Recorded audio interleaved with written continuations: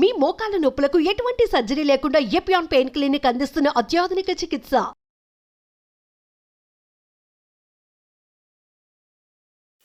నా ప్రసంగాలు వింటూ చాలా కామెంట్స్ రాస్తూ ఉంటారు. ఒకచోట ఒక అబ్బాయి నాకు జస్ట్ 23 year old అబ్బాయి ఒక చిన్న క్లిప్ పెట్టాడు నా నెంబర్కి. బెంగళూరులో 23 year old బాయ్స్ 2.5 లక్ష రూపాయలు అదేదో మోటార్ సైకిల్ కొనుక్కున్నారట. బుర్రని తిరుగుతున్నారు. సార్ చెప్పినట్టు హెల్మెట్ పెట్టుకోకుండా యాక్సిడెంట్ పాలయ్యారు. ఇద్దరికి తలకు ఏటైంది. స్పాట్, చనిపోలేదు, హాస్పిటల్లో కోమాలో ఉన్నారు. ఆ హాస్పిటల్లో ఇలా యాక్సిడెంట్ అయ్యి కోమాకు వెళ్ళిన వాళ్ళు ఇప్పటికి 1000 మంది అడ్మిట్ అయితే ఒక్కరూ బయటికి రాలేదు. అందరూ పైకి వెళ్ళిపోయారు. 3 రోజులు, 4 రోజులు, 5 రోజులు ఐసీలో ఉన్న తర్వాత. సో ఆ డాక్టర్లు అందరూ అక్కడికి వెళ్ళిపోయారు, ఇంకేమీ లేదు, అందరూ పిలుచుకోండి అని చెప్పి వాళ్ళ ఇంట్లో అందరికీ చెప్పేశారు. 3 రోజుల తర్వాత ఒక అబ్బాయి చనిపోయాడు.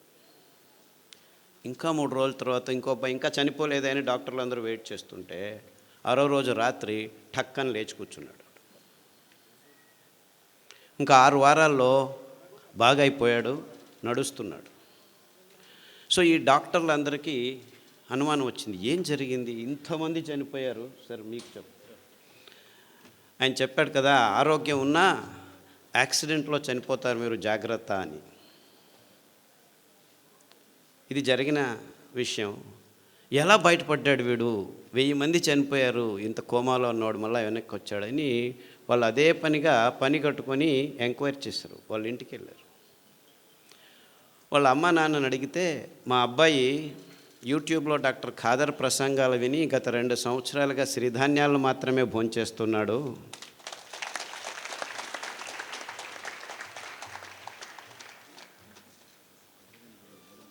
సో ఈ విషయం ఫేస్బుక్లో అబ్బాయి రాసుకున్నాడు.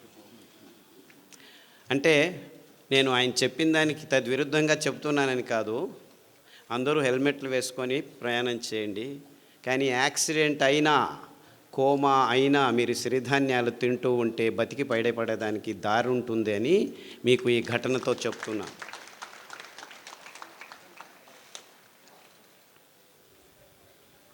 నేను గుంటకల్లోనే చదివాను. చేంతాడు చేతిలో వేసుకొని 6 కిలోమీటర్లు దూరం వెళ్ళి, ఆ చేంతాడు ఒకే బావి ఉండేది, నీళ్ళ బావి, ఆ దర్గా దగ్గర అటువైపుకి వెళ్ళేవాళ్ళం మేము. 6 కిలోమీటర్లు నడిచి పొద్దున్నే 5 గంటలకు లేచి, నేను మా అక్క బుచ్చక్క అనే పేరు ఇద్దరం, 6 కిలోమీటర్లు నడిస్తే వెళ్తే చేంతాడు. నేను చిన్న పిల్లోడిని, ఇంతలాగా ఉండేవాడిని, చాలా వెరీ స్మాల్ షార్ట్ ఫెలో, ఇప్పటికూ పొట్టివాడిని. ఆ చేంతాడు ఎత్తుకొని పోయేదానికే 6 కిలోమీటర్ పోయేవాడికి కింద పడిపోయేవాళ్ళం. ఆ చేంతాడు ఎంత బరువు ఉండేది, ఎందుకంటే చేంతాడు 10 అడుగులు 15 అడుగులు కాదు, 30 అడుగులు పోవాలా లోపలికి నీళ్ళు రైలు. సో ఇద్దరం కష్టపడి 2 బిందెలు తీసుకుని వచ్చాము, చేంతాడు ఇక్కడ వేసుకొని. నీళ్ళు తాగాలంటే అంత కష్టపడాలి. సో గుంతకల్ వాళ్లకు నీళ్ళ అభావం గురించి ఎవరు ఏమీ చెప్పాల్సిన అవసరం లేదు. కానీ తమాషా ఏమిటంటే, ఇంకా మొత్తం ప్రపంచమంతా ఇంకా 6 నుంచి 10 సంవత్సరాల్లో నీళ్లు లేకుండా ఉండేది. తాగేదానికి నీళ్లు కూడా దొరకని పరిస్థితిని మనం ఎదుర్కోబోతున్నాం. అంతేకాదు, ఈ ఎలక్ట్రిసిటీ కూడా ఉండదు మీకు ఇంకొక 15-20 సంవత్సరాల్లో. బొగ్గు అయిపోతుంది, ఇంధనాలన్నీ అయిపోతున్నాయి, నీళ్లు లేకుండా ఉంటాయి. ఇప్పుడు మీరందరూ హ్యాపీగా వరి బియ్యము, గోధుమలు, చక్కెర, మాంసము, కోడిగుడ్లు తింటూ ఉన్నారు. ఇది తింటూ మీకు ఆరోగ్యం వచ్చింది అనుకున్నాం, అందరూ బాగానే ఉన్నారు అనుకుందాం, రోగాలు లేవు అనుకుందాం, ఎవరికి బీపీ లేదు, ఎవరికి డయాబెటీస్ లేదు, ఎవరికి క్యాన్సర్ లేదు, ఎవరికి హెచ్ఐవి లేదు, ఏమీ లేదు, అందరం బాగున్నాం. వరి బియ్యం చాలా మంచిది, తింటే ఏమీ రోగాలు రావు, ఇంకా ఆరోగ్యంగా ఉంటుంది అని కూడా అనుకుందాం. గోధుమలు తింటే చాలా అద్భుతంగా ఉన్నాము అనుకున్నాం. అఫ్కోర్స్ మనమందరము వెంట్రుకలకు పెయింట్లు చేసుకొని యంగ్ పీపుల్ అనుకొని తిరుగుతూ ఉంటున్నాము. అది వేరే విషయం, రోగాల గురించి తర్వాత చెప్తాను. అంటే మనం తింటున్న పదార్థాలన్నీ మంచివే, ఆరోగ్యంగానే ఉన్నామని అనుకున్నా ఈ రెండు కారణాలకి మనం వరి బియ్యం తినటం ఆపు చేయాలి, గోధుమలు తినటం ఆపు చేయాలి, చక్కెర తినటం ఆపు చేయాలి, కోడిగుడ్లు తినటం ఆపు చేయాలి, అన్నీ తినటం ఆపు చేయాలి. ఎందుకంటే నీళ్లు లేవు. ఇంకా 15 సంవత్సరాల్లో వరి బియ్యం పెంచుకునేదానికి నీళ్లు ఉండవు, కోడిగుడ్లు తయారు చేసుకునేదానికి నీళ్లు ఉండవు, చక్కెర పెంచేదానికి, చెరుకు పెంచేదానికి నీళ్లు ఉండవు, ఏమీ ఉండవు. 4 వానలు వస్తే చివరకు పెరిగేది ఈ సిరిధాన్యాలే. అంటే వీళ్ళందరూ చెప్తున్నారు రుచిగా చేయండి, ఇది చేయండి, అది చేయండి. అవంతా ఏమీ అవసరం లేదు. ఇంకో 10 సంవత్సరాలు మీరు అందరూ కళ్ళు మూసుకొని నీళ్లు లేని పరిస్థితిని ఆలోచించుకోండి. కోర్స్ నా దురదృష్టం, గొంతుకలలో వచ్చి నీళ్లు లేని పరిస్థితిని ఆలోచించండి అని చెప్తే వీడు పిచ్చోడు మాకు చెప్తున్నాడు అనుకుంటారు. నేను అనుభవించాను. కానీ ప్రపంచమంతా ఇదే స్థితికి రాబోతుంది ఇంకో 10-15 సంవత్సరాల్లో. ఈ డ్యాములు కట్టినారు, ఏమీ లాభం లేదు. డ్యాముల్లో నీళ్లు ఉంటాయి కదా మీరు ఎత్తిపోసేది. ఆ నీళ్లు లేని పరిస్థితుల్లో మొత్తం ప్రపంచమంతా హాహాకారాలతో, ఆకలి మంటలతో భయానక స్థితిని ఒక్కసారి కళ్ళు మూసుకొని ఊహించండి. ఆ స్థితి నుంచి దూరం కావాలంటే మనం 20 సంవత్సరాల ముందే ఎంత మంచివైనా, గోధుమలు మంచివే అని చెప్తున్నాను, చక్కెర మంచిదే అని చెప్తున్నాను, ఏమి రోగాలు రావట్లేదని చెప్తున్నాను, ఇదంతా ఇమాజినరీ కండిషన్. కోర్స్ ఇప్పుడు ఉన్నది అన్ని రోగాలే అనేది ఇంకొక 5 నిమిషాల్లో మాట్లాడతాను.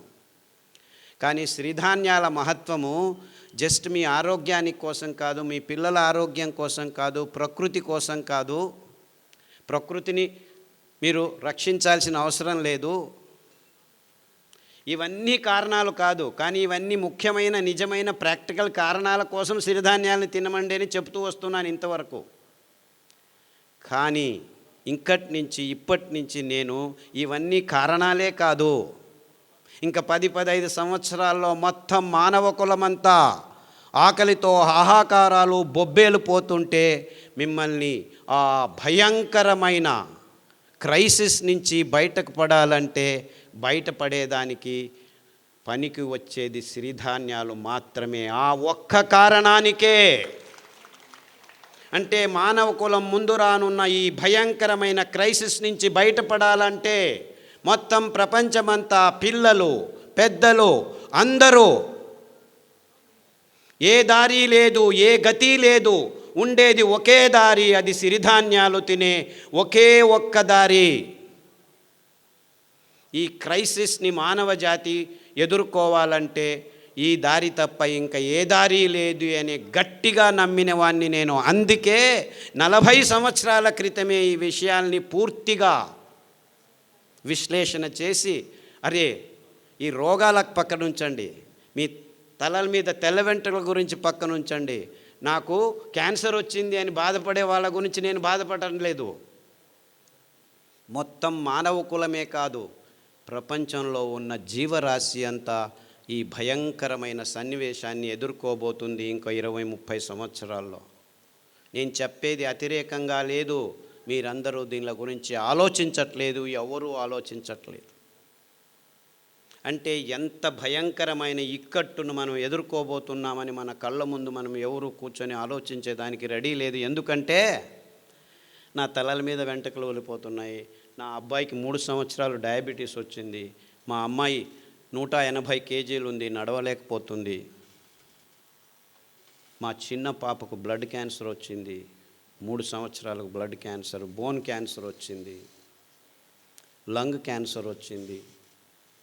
ఇలా మనము 100కి 70 మంది బీపీ ట్యాబ్లెట్ తీసుకుంటున్నాము, 100కి 38 మందికి డయాబెటీస్ వచ్చింది, 100కి 36 మంది థైరాయిడ్ ట్యాబ్లెట్ తీసుకుంటున్నాము, 100కి 16 మందికి నిద్ర రావట్లేదని ట్యాబ్లెట్ తీసుకుంటున్నారు, 100కి 16 మంది నిద్ర ఎక్కువ వస్తుందని ట్యాబ్లెట్ తీసుకుంటున్నారు.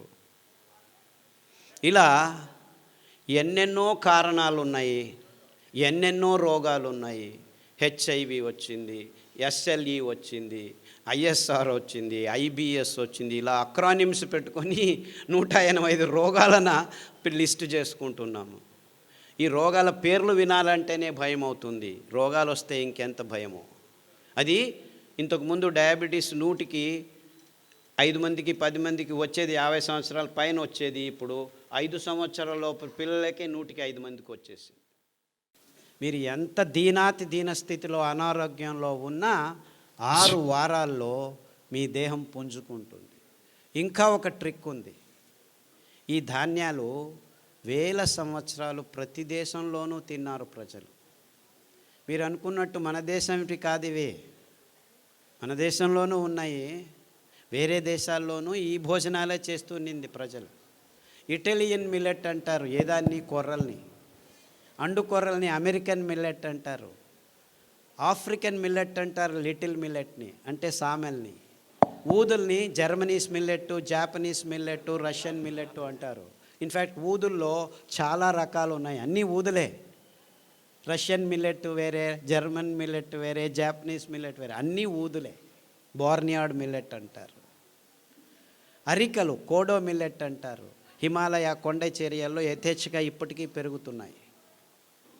అంటే అక్కడి నుంచి ఇక్కడికి వచ్చాయి కాదు, అక్కడ ఉన్నాయి, ఇక్కడ ఉన్నాయి, వేల సంవత్సరాల క్రితమే ఉన్నాయి. ఎందుకంటే దీనికి ఆర్కియలాజికల్ ఎవిడెన్సెస్ మొన్ననే దొరికాయి. ఈ C4 ఫుడ్స్ అంటారు దీన్ని. ఈ కొన్ని వేల కడాబా అనే ఒక ఆఫ్రికా దేశంలోనూ అక్కడి నుంచి ఆర్కియలాజికల్ వేల 15,000 సంవత్సరాల క్రితం వాళ్ళ ఆ పండ్ల చిగుళ్ళను గమనిస్తే C4 ఫుడ్స్, అరికలు, కొర్రలు, అండు కొర్రలు కనిపించాయి. అర్థమవుతుందా నేను చెప్పేది? అంటే ఈ తజ్ఞులు ఆ దేశం నుంచి మన దేశానికి వచ్చింది, ఈ దేశం నుంచి ఆ దేశానికి లేదు. మనకు ముందు సంపర్కం ఉండేది కాదు. ఖండాంతరాల్లో అంతెందుకు గుంతకలు వాళ్లకు వింధ్య పర్వతాల వెనపకాయ ఉండేది తెలియదు ముందు. అంటే ఎక్కడి వాళ్ళు అక్కడ ఉండేవాళ్ళు. ఆయా జాగాల్లో ఆయా నీళ్లకు ఆయా గాలికి ఏదేది పెరుగుతుందో దాన్నే తింటూ ఉండేవాళ్ళు. అదే నిజమైన ఆహారం.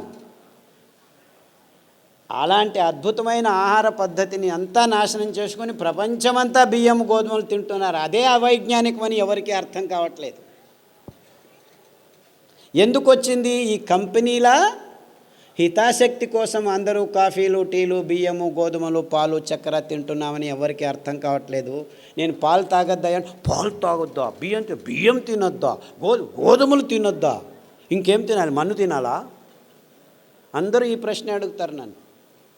అరే 150 సంవత్సరాల క్రితం వెళ్తే ఎవరికి తెలియకుండా ఇవన్నిటిని పెంచుకొని అందరూ తినేవాళ్ళు, వాళ్ళకు రోగాలు ఉండేవి. ఈ ఒక్క విశ్లేషణతోనే నేను ఈ ధాన్యాల్ని వెతకడం మొదలుపెట్టాను. 30 సంవత్సరాల క్రితం అమెరికా వదిలిపెట్టి పల్లెల్లో తిరిగి ఈ విత్తనాలని తీసుకొచ్చి మా ఇంటి వెనక పెరట్లో కొద్దిగా పెంచి మళ్ళా రైతులకిచ్చి ఆ ధాన్యాన్ని నేనే కొనుక్కొని రోగులకిచ్చి బాగవటం. మొత్తం 8 సంవత్సరాలు నేను ఒక్క మాట మాట్లాడలేదు. నేను ఆలోచించింది కన్ఫర్మ్ కరెక్ట్ అని తెలిసిన తర్వాత పల్లెకు వెళ్ళి మాట్లాడడం మొదలుపెట్టాను. వేల మంది రోగులకు బాగైన తర్వాత చెప్పడం మొదలుపెట్టాను. SLE, HIV, ఇప్పటికి ఎంతమంది HIV పేషెంట్లు. నేను మొన్న ఇక్కడి నుంచి బెంగళూరు నుంచి హిందూపూర్కి వస్తుంటే 4 పేషెంట్లు ఫోన్ చేశారు. సార్ మీరు చెప్పిన ఈత ఆకు కషాయము, బిల్వ ఆకు కషాయము, గరిక కషాయం తాగుతున్నాము, అరికెలు, సామెలు, గంజి తాగండి. గంజి గురించి చెప్పవే, చాలా వేల సంవత్సరాల క్రితము ఈ విసిరేది దంపేది రాళ్ళు లేవు, అప్పుడు ఇంకా తెలియదు. ఆ కింద పడిన ధాన్యాన్ని ఎచ్చుకొని వచ్చి నీళ్ళలో నానబెట్టి వండుకొని గంజి తాగేవాళ్ళు. గంజి తాగేదానికి కూడా టైం ఉండేది కాదు. ఇది వెరుకునేదానికి పనలేకపోతే ఆ గంజి పొద్దుటి నుంచి సాయంకాలం వరకు ఉంటే అది చద్ది గంజి, అంబలి. అందులో బ్యాక్టీరియా పెరిగేది. ఆ బ్యాక్టీరియా మన పొట్టలకి అతి ముఖ్యమైనది, అతి రోగ నిరోధక శక్తిని మన దేహంలో పెంచేది. ప్రోబయోటిక్స్ అని ఈ మధ్య కొత్తగా మొదలుపెట్టారు ఈ డాక్టర్లు, ఇంజనీర్లు అందరూ. ఎప్పుడో మా తాత ముత్తాత కాలంలోనే చద్దిగంజలు తాగరా వెధవా ఆరోగ్యంగా ఉంటామని మా అవ్వ చెప్పేది. తిప్పారెడ్డిపల్లె, ఇక్కడే తిప్పారెడ్డిపల్లె. కొర్రగంజి పొద్దున్న చేసి రాత్రి తాగు, రాత్రి చేసి పొద్దున్న తాగు అనేది. అదెందుకు? పొద్దున్న చేసి పొద్దునే తినచ్చు కదా, నీకు తెలియదులే రాత్రి తాగు అనేది. దాంతో కావాలంటే ఈ ఎర్రగడ్డ కొరుక్కో అని చిన్నది సాంబార్ ఉల్లిపాయ ఉండేది, దాన్ని ఇచ్చేది అనమాట. అమేజింగ్లీ ఆ ఉల్లిపాయ తింటే మీలో ఉన్న అన్ని అలర్జీస్ మాయమైపోతాయి. గోరుకునేది సిట్రజిన్ వేసుకునేది, ఎప్పుడు చూడు ఎరుకుంటూ ఉంటే సిట్రజిన్ వారానికి ఒకటి పోయి 2 రోజులకు ఒకసారి అయిపోయి రోజుకు 2 సార్లు వేసుకున్నా కానీ ఆపితే చాలు గీరుకుంటూ ఉంటారు. ఆ అలర్జీస్ అన్నీ వారం రోజుల్లో మాయమైపోతాయి. మీరు అరికల గంజి, ఈ ఉల్లిపాయ రసం, 4 ఉల్లిపాయలు ఉడికించి ఆ రసం తాగితే చాలు 6 వారాల్లో మీకు ఈ అలర్జీస్, పొద్దున్న లేస్తే తుమ్మేది, చెవులో నొప్పి వచ్చేది, పాలు తాగేసి ఆపేసి ఈ కషాయాలు తాగండి. అంతెందుకు ఉచ్చలు, రాత్రి లేచిందే, పోసిందే, లేచింది పోసేది, ఇంత పోసేది వచ్చేది, ఇంత పోసేది రాదు బయటికి. ఇవన్నీ 6 వారాల్లో మాయమైపోతాయి. 6 వారాలు, ఎక్కువ అవసరం లేదు, 6 వీక్స్. అని డాక్టర్ల దగ్గర పోతే ప్రోస్టేట్ ఊత వచ్చింది నాయన తీసేస్తాం రా అంటాడు. తీసేసిన తర్వాత మళ్ళీ అదే ప్రాబ్లం, ఇంకొకటి ఏదో కారణం, ఇంకేం కారణం, నరాలు దౌర్బల్యం ఉన్నాయి అక్కడ. మీరు ప్రోస్టేట్ తీసినా ఏమి తీసినా అదే రోగమే. సో తీయకముందే ఇట చేయండి, హ్యాపీగా ఆ ప్రోస్టేట్ సరిగ్గా అయి కూర్చుంటుంది, ఇంతలా ఉండేది సన్నగా అయి కూర్చుంటుంది. 6 వీక్స్. ఇలా చాలా రోగాలకి ప్రతిదినం సతమవుతున్నాను. నేను చెప్పేది క్యాన్సర్, హెచ్ఐవి గురించి ఆలోచించద్దండి. చాలామందికి ఇంకా ఆ రోగాలు రాలేదు, 120 మందికే వచ్చింది, ఇంకో 300 రోజుల్లో చాలామందికి వస్తాయి. కానీ వేరే వాళ్ళకు మైగ్రేన్ అండి, తలనొప్పి, ఇటువైపు వస్తుంది, వాంతికి వస్తుంది, మళ్ళా వస్తుంది. ముట్టయినప్పుడు ఆడపిల్లలందరూ కింద బడి ఎంత నొప్పులో, నో ప్రాబ్లం, ఒక ట్యాబ్లెట్ వేసుకో, ఎన్ని రోజులు వేసుకుంటూ ఉండు, కిడ్నీ లేచిపోయేంత వరకు వేసుకోవాలి. కిడ్నీలు లేచిపోతున్నాయి ఆడవాళ్ళకి, ముట్టు ప్రాబ్లమ్స్ కోసం పెయిన్ కిల్లర్స్ తీసుకొని, నో ప్రాబ్లం, డయాలిసిస్ యూనిట్ ఉంది, రండి. And this is science for you. ఈ డాక్టర్ల దగ్గర చుట్టూ తిరుగుతుంటే మీకు ఏం దొరుకుతాయి? ట్యాబ్లెట్లు, ఆపరేషన్లు, అంతకంటే ఎక్కువ ఏం దొరకదు. ఆరోగ్యం దొరకదు, ఆరోగ్యం ఆసుపత్రుల్లో లేదు. వద్దులేండి, చప్పట్లొద్దు, ఆలోచించండి, అంతే చాలు. ఇంకా ఎలక్షన్లు రాబోతున్నాయి, రాజకీయ నాయకులు వస్తారు, చప్పట్లు దాచిపెట్టుకోండి.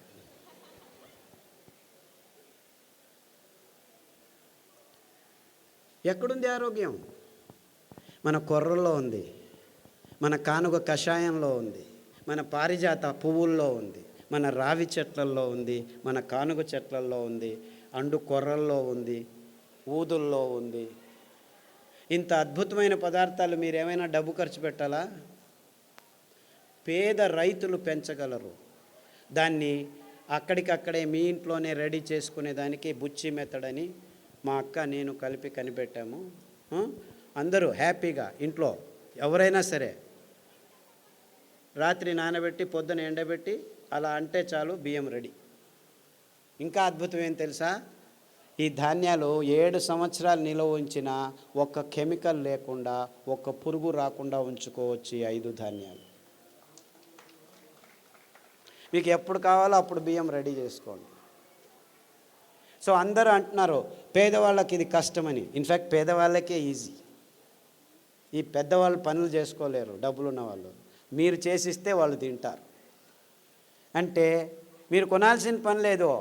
2 ఎకరాల మెట్ట భూమి ఉంటే పెంచుకోండి, ఇంట్లో పడేసుకోండి. ఎప్పుడు కావాలంటే ఆ మిక్సీలో 1 కేజీ రెడీ చేసేదానికి మీకు 20 కేజీలు 2 గంటల్లో పని చేసుకోవచ్చు. ముందులాగా దంచాలి, విసరాలి అని ఏమీ లేదు. కావాలంటే మీకు డబ్బు కావాలంటే మీరే రెడీ చేసి పక్కనున్న ఊరికి అందజేయచ్చు. 10 మంది కూర్చొని ఆడవాళ్ళు పని చేస్తే దగ్గర దాదాపు 500 కిలోలు రెడీ అవుతాయి. ఆ పని బాలన్ గారు చేసి చూపించారు.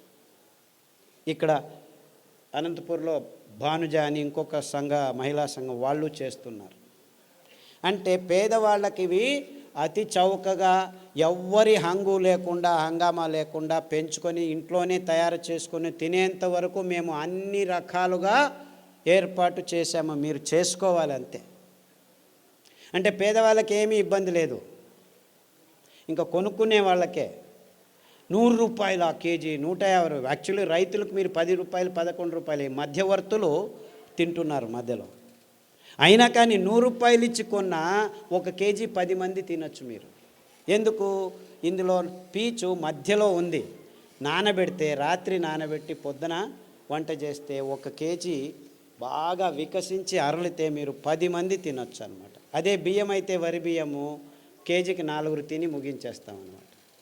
అంటే 1 కేజీకి 4, ఇక్కడ 1 కేజీకి 10 మంది, వీడు 30 రూపాయలు కేజీ అనుకో, 30 × 2.5 కేజీలు అంటే అది అంతే అయింది కదా. ఆ బియ్యం తిన్న తర్వాత మీరు ఎక్కడికి పోతున్నారు? ఆసుపత్రిలో చుట్టూ తిరుగుతున్నారు. ఈ బియ్యం తింటే మీరు రైతుల దగ్గరికి వెళ్ళచ్చు. అంటే నిజంగా మీరు ఎవరి చుట్టూ తిరగాలి? ఆరోగ్యం కావాలంటే ఎవరి దగ్గరికి వెళ్ళాలి మీరు? ఇన్ఫ్యాక్ట్ నిజంగా మనకు ఆరోగ్యం కావాలంటే ఆ రైతుల వైపు మన ముఖం చూపించాలి, వాళ్ళను గౌరవించాలి. వాళ్ళు పెంచే ధాన్యానికి విలువ ఇచ్చి భక్తితో తీసుకుంటే వాళ్ళు బాగుపడతారు, మనము బాగుపడతాం. అర్థమవుతుందా?